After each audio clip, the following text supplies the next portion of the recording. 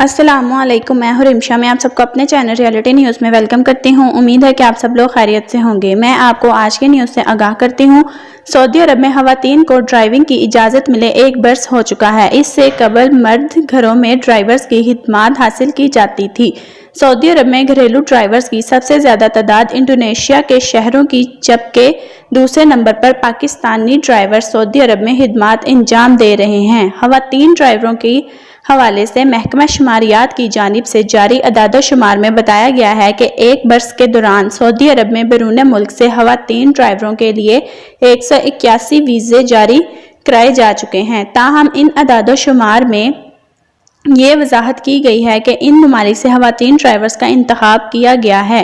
سعودی وزارت محنت کا قانون۔ سعودی عرب میں وزارت محنت کے قانون کے مطابق بیرون ملک سے افرادی قوت درآمد کرنے کے لیے یہ لازمی ہے کہ جس پیشے کے افرادی قوت درآمد کی جا رہی ہے ان سے وہی کام لیا جائے۔ اس قانون کے اعتبار سے یہ ممکن نہیں کہ خادمہ کے پیشے پر مملکت آنے والی کوئی بھی خاتون سے گھریلو ڈرائیور کا کام بھی لیا جائے گا۔